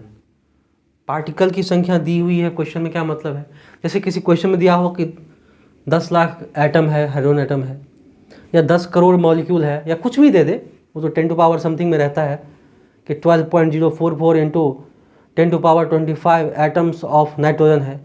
तो वो क्या है, नाइट्रोजन एटम की संख्या है, नाइट्रोजन पार्टिकल की संख्या है, तो वही है कैपिटल N का वैल्यू।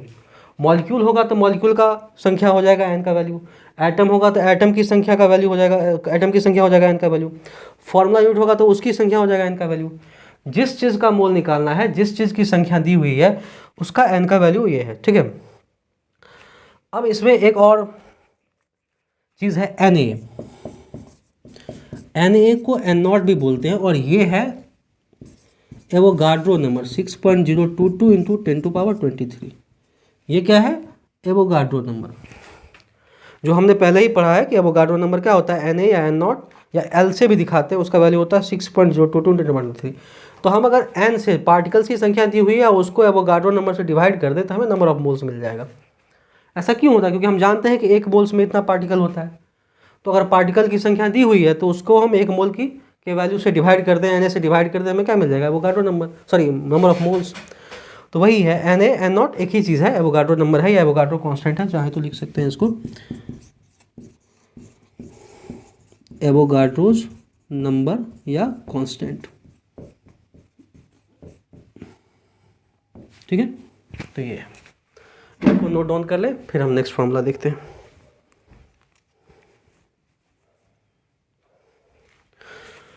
अब मोल्स को निकालने का जो दूसरा फार्मूला है वो हम तब अप्लाई करते हैं जब हमें मास दिया हो, व्हेन मास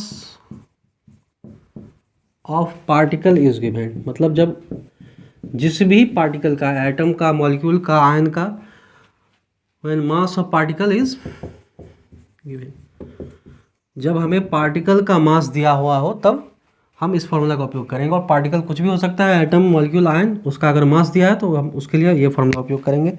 अब वो क्या होता है, वो होता है स्मॉल एन इक्वल गिवेन, मतलब number of moles equal given mass by M का मतलब मोलर मास। ठीक है, तो इसको ऐसे भी लिखते हैं। ये मैं दो सिंबल इसलिए बता दे रहा हूँ क्योंकि 10th में अलग अलग नोटेशन यूज़ होता है और 11th में आमतौर पर अलग नोटेशन यूज़ हो जाता है। मोलर मास को 10th वाले एम यूज़ करते हैं, ध्यान रखें। 10th में मास को स्मॉल एम से दिखाते हैं हम लोग, 11th में या 12 में ये यूज़ करते हैं डब्लू, और मोलर मास को कैपिटल एम से दिखाते हैं, और यहाँ पर 11th 12 में हम लोग एम से दिखाते हैं। इसमें कोई ये नहीं है कि हम यहाँ भी यूज़ कर सकते हैं और ये वाला सिंबल वहाँ भी यूज़ कर सकते हैं, पर आमतौर पे 10th के बुक्स में भी और 10th के टीचर यही वाला सिंबल पढ़ाते हैं, तो आपको कोई दिक्कत नहीं हो। इसीलिए अगर आप 9th 10th के स्टूडेंट हैं तो आप ये वाला फार्मूला यूज़ करें ताकि आपके लिए भी ठीक रहे और आपके टीचर्स के जो चेक करेंगे उनको भी दिक्कत नहीं होगी। और 11th 12 में तो ये करें, चाहे ये भी यूज़ होता है, ऐसा कोई दिक्कत नहीं है तो एक ही चीज़। ठीक है, हम लोग बचते हैं इसलिए क्योंकि स्मॉल एम जो है वो मोलालिटी का भी सिंबल होता है और मास का भी सिंबल अगर हम बना दें तो कन्फ्यूजन होगी, इसीलिए। और कैपिटल एम मोलारिटी का होता है, तो कोशिश करते हैं कि दो चीज़ों का सेम सिंबल ना हो, नया सिंबल हो, अलग सिंबल हो, ताकि पहचानने में दिक्कत ना हो। तो यहाँ पर स्मॉल एन से तो परिचित है कि ये नंबर ऑफ मोल्स है। डब्लू क्या है, तो डब्लू है, डब्लू या स्मॉल एम एक ही चीज़ है, ये है मास ऑफ पार्टिकल गिवन। जो भी पार्टिकल है, एटम है तो एटम का मास दिया होगा, मॉलिक्यूल है तो मॉलिक्यूल का मास दिया होगा, फार्मूला यूनिट है तो फार्मूला यूनिट का मास दिया होगा। और एम या ये जो एम है ये क्या है, मोलर मास है, मोलर मास ऑफ पार्टिकल। ठीक है, जो भी पार्टिकल है जिसका हमें मोल्स निकालना है उसका मोलर मास। एटम है तो एटम का मोलर मास, मॉलिक्यूल है तो मॉलिक्यूल का मोलर मास। तो इस तरीके से हम निकाल सकते हैं अगर हमें पार्टिकल का मास दिया हो। तो इसको भी नोट डाउन कर ले, फिर हम लोग थर्ड फार्मूला देखेंगे। अब नंबर ऑफ मोल्स निकालने के लिए जो तीसरा फार्मूला है ये तब लागू होता है जब हमें वॉल्यूम ऑफ गैस दिया हुआ हो एसटीपी पर। When volume of gas is given at STP. STP का मतलब आप लोग पहले ही पढ़ चुके हैं कि स्टैंडर्ड टेम्परेचर एंड प्रेशर होता है, और उस टेम्परेचर एंड प्रेशर पर जो एक मोल गैस का वॉल्यूम होता है वो हमने देखा है कि 22.4 लीटर होता है ओल्ड एसटीपी पे, और न्यू एसटीपी पे 22.7 लीटर होता है। उसी से रिलेट करके एक फार्मूला बना दिया गया कि जब वॉल्यूम दिया हो किसी भी गैस का एसटीपी पे तो उसका हम नंबर ऑफ मोल्स कैसे निकालें। तो उसके लिए दो फार्मूला हो जाता है। उसके लिए क्या हो जाता है, दो फार्मूला। एक तो होता है number of moles equal volume of gas divided by 22.4 litre. ठीक है, और दूसरा हो जाता है number of moles equal volume of gas divided by 22.7 litre. ठीक है, वॉल्यूम ऑफ गैस जो है यहाँ वीजी, उसको भी लीटर में ही लेना है, पर ध्यान रखना है कि ये किस कंडीशन के लिए, ये किस कंडीशन। आप अगर याद कर पा रहे हैं तो ये ओल्ड एसटीपी में होता था कि एक मोल गैस का वॉल्यूम 22.4 लीटर होता था। तो उससे अगर हम डिवाइड कर दें, किसी भी गैस का वॉल्यूम दिया हुआ है तो उसका मोल आ जाएगा। तो ये कहीं ना कहीं किसके लिए, ये है ओल्ड एसटीपी के लिए। किसके लिए है, फॉर ओल्ड एसटीपी, मतलब 0 डिग्री सेल्सियस टेम्परेचर और 1 atm प्रेशर, ये वाला जो है। और ये वाला किसके लिए है, ये है फॉर न्यू एसटीपी, मतलब 0 डिग्री सेल्सियस तो रहेगा ही रहेगा, 1 बार प्रेशर, क्योंकि टेम्परेचर दोनों में सेम ही होता है, बस प्रेशर का अंतर होता है। यहाँ 1 atm, वहाँ 1 बार। तो ये ऐसे हम निकाल सकते हैं। यहाँ पर Vg अगर हम देखें तो Vg यहाँ पर क्या है, यहाँ पर Vg है volume of gas at STP. हाँ, volume of gas in litre at STP. Question में जो गैस का वॉल्यूम दिया रहेगा एसटीपी पर, ठीक है, उसको हम लीटर में कन्वर्ट करके लिख देंगे। ठीक है, वही है Vg का वैल्यू, और n तो जानते ही नंबर ऑफ मोल्स है, और 22.4 लीटर तो वैल्यू ही हो गया। तो इस तरीके से ये 3 फार्मूला है जिनसे कि हम नंबर ऑफ मोल्स निकाल सकते हैं। इसके अलावा एक और एक्स्ट्रा फार्मूला हम बताएंगे जो कि स्टेट्स ऑफ मैटर से आया है, गैसियस स्टेट से आया है। अब आप लोगों में वो हटा दिया है, लेकिन उसके ऊपर क्वेश्चन आता है, इसलिए हम वो भी बता दे रहे हैं ताकि आपको उस के ऊपर भी क्वेश्चन आए तो उसमें दिक्कत ना हो। इसको पहले लिख लें। हो रहा है? अब देखें, मोल से रिलेटेड जो चौथा फॉर्मूला है वो है आइडियल गैस इक्वेशन।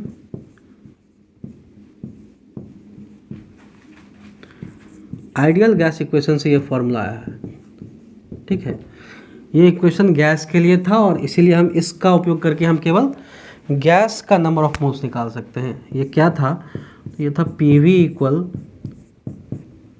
NRT, या फिर इसको रीअरेंज करें तो हम ऐसा भी लिख सकते हैं, चूँकि हमें नंबर ऑफ मोल्स निकालना है तो n को लेफ्ट साइड ले लें तो n इक्वल क्या हो जाएगा? PV, इसको RT को नीचे लेना तो क्या हो जाएगा? PV/RT।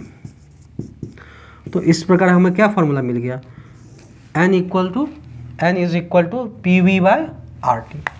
तो ये हुआ आइडियल गैस इक्वेशन से कि हम नंबर ऑफ मोल्स कैसे निकालें, ठीक है।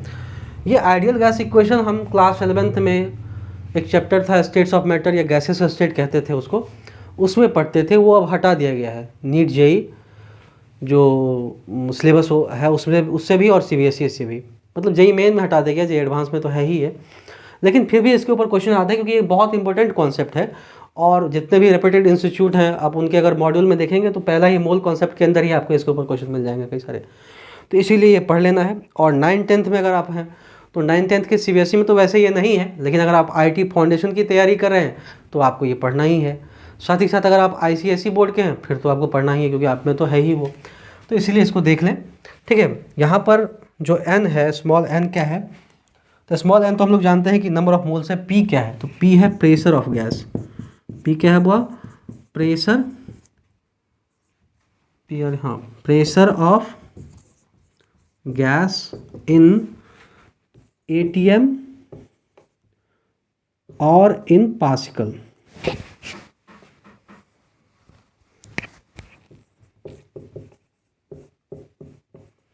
ध्यान रखें, गैस का जो यूनिट लेंगे हम या तो ATM में लेंगे या तो पास्कल में लेंगे। टेम्परेचर जो है यहाँ पर T जो है टेम्परेचर है और वो एब्सोल्यूट टेम्परेचर है, मतलब temperature in kelvin. Absolute temperature का मतलब क्या होता है कि टेम्परेचर को केल्विन में मेजर करना है, ठीक है ना, केल्विन में लिखना है, तो उसको बोलते हैं एब्सोल्यूट टेम्परेचर। अब वहीं पर यहाँ पर एक और n जो है, n तो वैसे हम जानते हैं, n को Ng भी लिख सकते हैं। ये क्या है? Number of moles of gas है, number of moles of gas है, ठीक है। n लिखे, कहीं कहीं Ng भी लिखा मिलता है, देखी बात है। एक बच गया V, तो V क्या है? V लिखें चाहे Vg लिखें, ऐसे भी लिख सकते हैं। ये क्या है? Volume of gas. अब वॉल्यूम ऑफ गैस इसको या तो लीटर में लिखें या फिर मीटर क्यूब में लिखें। अगर SI यूनिट में लिखना है तो मीटर क्यूब, और दूसरे यूनिट में लिखना है तो लीटर, वहीं SI में लिखना है तो पास्कल, नहीं तो फिर ATM में लिखें, ठीक है। ये लीटर में लेंगे या ATM में लेंगे या पास्कल में लेंगे या मीटर क्यूब में, ये डिपेंड करता है कि हम R जो है गैस कांस्टेंट का वैल्यू किस में लेते हैं। ये जो एक टर्म है R, इसको बोलते हैं यूनिवर्सल गैस कांस्टेंट। क्या बोलते हैं?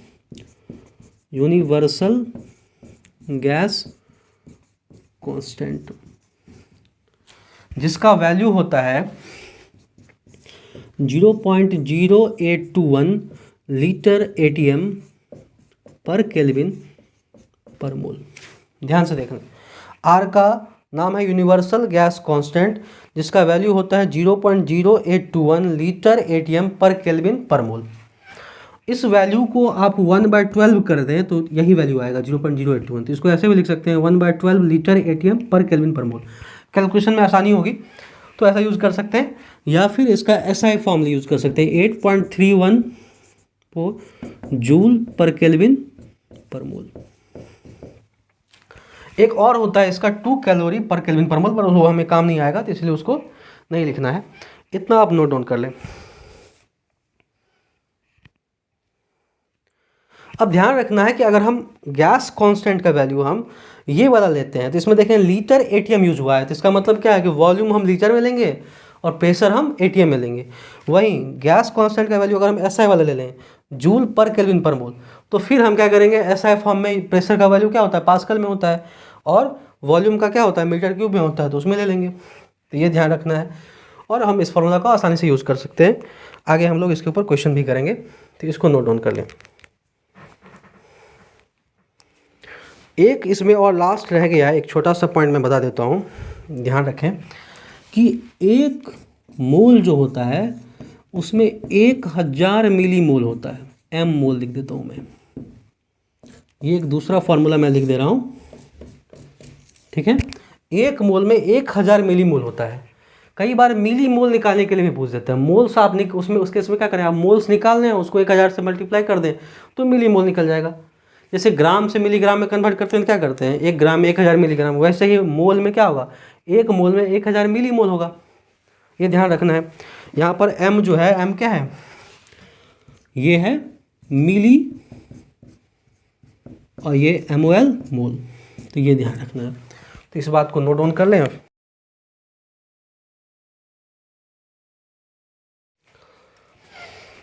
अब देखें, नंबर ऑफ मोल्स को निकालने के लिए जो भी फार्मूला होता है वो सब हम पढ़ चुके हैं, जितना भी फार्मूला होता है, ठीक है। पर बहुत सारे फार्मूले होने के कारण क्या होता है, कई बार बच्चों को दिक्कत होती है याद करने में, तो इसलिए हम एक चार्ट लेकर के आए हैं। आप इसको समझ लें कि एक तरीके से ब्रह्मास्त्र है। आप एक ही चार्ट से जितने भी तरह के मोल्स हैं, निकालने के तरीके होते हैं, जितना भी फार्मूला होता है, सबका उपयोग कर सकते हैं आप। जो भी आपने पढ़ा है, volume, given mass, number of particles और नंबर ऑफ मोल्स के बीच का जो रिलेशन था, वो अलग अलग फार्मूला से हम लोगों ने पढ़ा हुआ था। उन सब का ये इंटर कन्वर्जन है, मतलब उन सबको हम आपस में एक दूसरे से कन्वर्ट कर सकते हैं। कैसे कन्वर्ट करेंगे, तो बहुत सिंपल है। अगर मान लीजिए नंबर ऑफ मोल्स दिया हुआ है और हमें क्या निकालना है, नंबर ऑफ पार्टिकल्स, मतलब n निकालना है, तो Na से मल्टीप्लाई कर देंगे, ठीक है। नंबर ऑफ मोल्स दिया हुआ है और नंबर ऑफ पार्टिकल्स निकालना है, तो Na से मल्टीप्लाई कर देंगे। क्यों? क्योंकि हम जानते हैं कि एक मोल में 1 Na के बराबर पार्टिकल्स होते हैं। तो मान लो एग्जांपल के लिए x मोल दिया हुआ है कि नंबर ऑफ पार्टिकल्स निकालने के लिए, तो एक मोल में Na पार्टिकल्स, तो x मोल में क्या हो जाएगा, x इंटू Na पार्टिकल्स। तो वही तो हम कर रहे हैं कि नंबर ऑफ मोल्स दिया हुआ है तो उसको नंबर ऑफ पार्टिकल्स में कन्वर्ट करना है, तो Na से मल्टीप्लाई कर दो। इसी का उल्टा, अगर नंबर ऑफ पार्टिकल दिया हुआ हो, n दिया हो, और मोल निकालना हो, नंबर ऑफ मोल निकालना हो, तो हम उसी Na से डिवाइड कर देंगे, ठीक है। नंबर ऑफ पार्टिकल्स दिया हुआ हो और नंबर ऑफ मोल्स निकालना हो, तो क्या करेंगे, हम इसको Na से डिवाइड कर देंगे। हमने इसके लिए तो फॉर्मूला भी पढ़ा है। इसके लिए क्या फॉर्मूला पढ़ा है, n/Na। इसी का तो उपयोग कर रहे हैं हम लोग। क्या कर रहे हैं, हमें n निकालना है इससे, तो ये दिया हुआ है number of particles given divided by Na, तो ये तो करें divided by Na, n divided by Na is equal to small n। और इसी का उल्टा करना है तो Na से मल्टीप्लाई कर देंगे, यहाँ से यहाँ कन्वर्ट करना है तो Na से मल्टीप्लाई कर देंगे। सेम तरीका है, अगर आप नंबर ऑफ मोल से मास में कन्वर्ट करना चाह रहे हैं तो मोलर मास से मल्टीप्लाई कर दें, क्योंकि एक मोल किसी भी सब्सटेंस का जो मास होता है वो उसके मोलर मास के बराबर होता है, ठीक है। तो अगर मान लो कुछ मोल दिया हुआ है और उससे उसका मास निकालना है, तो क्या करेंगे, उसके मोलर मास से मल्टीप्लाई कर देंगे। बहुत सिंपल है। इसी प्रकार इसका उल्टा कह दे कि मास से नंबर ऑफ मोल निकालना है, तो क्या करेंगे, उसी मोलर मास से हम लोग डिवाइड कर देंगे, ठीक है। इसी प्रकार से अगर वॉल्यूम ऑफ गैस दिया हुआ है एट STP, ध्यान से देखिए, volume of gas eight STP, जिसको V लिखे हैं, वो दिया हुआ है, ठीक है, और हमको मोल में कन्वर्ट करना है, तो हम 22.4 लीटर से डिवाइड कर देंगे, यहाँ से यहाँ अगर आना है तो। और इसी का उल्टा, यहाँ से अगर यहाँ जाना है तो हम 22.4 लीटर से मल्टीप्लाई कर देंगे। क्यों? क्योंकि एक मोल गैस का वॉल्यूम 22.4 लीटर होता है। ये ध्यान रखें कि केवल गैस के लिए है। और ये भी ध्यान रखें कि ये ओल्ड STP वाला लिखा हुआ है वैल्यू, मतलब 22.4 लीटर किसके लिए होता था, ओल्ड STP। वहीं कंडीशन बदल दे, ठीक है ना। ओल्ड STP का मतलब हुआ 0 डिग्री सेल्सियस 1 atm प्रेशर, कितना हुआ, 0 डिग्री सेल्सियस और 1 atm प्रेशर। पर वही कंडीशन बदल करके टेम्परेचर तो यही रहेगा, 1 बार कर दे तो न्यू STP हो जाएगा। फिर उस केस में दोनों ही जगह हम क्या करेंगे, 0.4 की जगह 0.7 कर देंगे, मतलब 22.7 यहाँ हो जाएगा, यहाँ पे 22.7। हम लिख नहीं रहे क्योंकि कॉम्प्लेक्स हो जाएगा, चार्ट जो है थोड़ा सा कॉम्प्लेक्स दिखेगा, इसलिए हम लिख नहीं रहे, पर इस बात को आप समझ लें यहीं से। तो अब उस केस में क्या होगा कि अगर हमें मोल से वॉल्यूम ऑफ गैस निकालना है एट न्यू STP, तो हम 22.7 लीटर से मल्टीप्लाई करेंगे, और वॉल्यूम ऑफ गैस से हमें मोल में कन्वर्ट करना है तो 22.7 लीटर से डिवाइड करेंगे। इसे नहीं, न्यू वाले कंडीशन पे बोल रहे हैं। और पुराना ओल्ड STP हो, ये वाला हो, फिर तो दिया ही है कि मोल से वॉल्यूम ऑफ गैस निकालना है तो 20.4 लीटर से मल्टीप्लाई कर देंगे, और अगर वॉल्यूम ऑफ गैस से मोल निकालना है तो 22.4 लीटर से डिवाइड कर देंगे। तो बहुत सिंपल हो जाता है इस चार्ट की सहायता से। अब आप एक चार्ट का प्रयोग करके आप पूरा का पूरा मोल्स का जितना भी फार्मूला पढ़े हैं उसका उपयोग कर सकते हैं। तो कितना आसान हो जाता है। तो इस चार्ट को अच्छे से नोट डाउन कर लें और फिर हम लोग इस क्लास के बाद जो है नेक्स्ट क्लास में हम लोग इसके ऊपर क्वेश्चन देखेंगे। मोल से रिलेटेड जितने भी क्वेश्चन होते हैं, ठीक है ना, जो डिफरेंट एग्ज़ाम में, जो IIT JEE का एग्ज़ाम हो, नीट का एग्ज़ाम हो, ओलंपियाड हो, फाउंडेशन का जो है, या डिफरेंट इंस्टीट्यूट के जो मॉड्यूल्स होते हैं, ठीक है ना, हमने सब जगह से क्वेश्चन कलेक्ट किया हुआ है और बहुत ही अच्छे अच्छे क्वेश्चन हैं। मोल से रिलेटेड जो भी क्वेश्चन है उस सब पे हम डिस्कस करेंगे। तो इसीलिए आप लोगों से रिक्वेस्ट भी है कि अगर आप लोगों को यह लेक्चर जो है अच्छा लगा हो या वीडियो अच्छा लगा हो तो इसको लाइक करें और मेरे चैनल को सब्सक्राइब करें। और साथ ही साथ आप ही जैसे अगर कोई स्टूडेंट हो या आपके जानकारी में कोई हो, आपके दोस्त हों, कोई मित्र हो जो भी इन सब चीज़ों की तैयारी कर रहे हो या उन्हें ज़रूरत हो, तो आप ज़रूर उनसे शेयर करें ताकि मुझे भी इस का व्यूज़ मिलेगा, तो मैं मोटिवेटेड रहूँगा और आगे और इस तरह के लेक्चर्स लेकर के आऊँगा। हाँ, और ये लेक्चर्स लगातार आने वाले हैं। अभी हम मोल्स पढ़ रहे हैं, मोल्स के बाद इसका क्वेश्चन करेंगे नेक्स्ट लेक्चर में। उसके बाद हम स्टोइक्योमेट्री लेकर के आएंगे और स्टोइक्योमेट्री का फिर क्वेश्चन करेंगे, क्योंकि मोल्स के ऊपर और भी क्वेश्चन जो मतलब जो नेक्स्ट लेवल के क्वेश्चन होते हैं वो स्टोइक्योमेट्री के ऊपर बनते हैं। तो स्टोइक्योमेट्री और लिमिटिंग रीजन पढ़ने के बाद फिर से हम मोल के ऊपर क्वेश्चन पढ़ेंगे और नई तरीके के क्वेश्चन। तो चैनल से जुड़े रहें, चैनल को सब्सक्राइब कर लें और वीडियो अगर अच्छा लगा हो तो वीडियो को ज़रूर लाइक कर दें ताकि मुझे भी मोटिवेशन मिले इस तरह के और वीडियो बनाने के लिए। Thank you.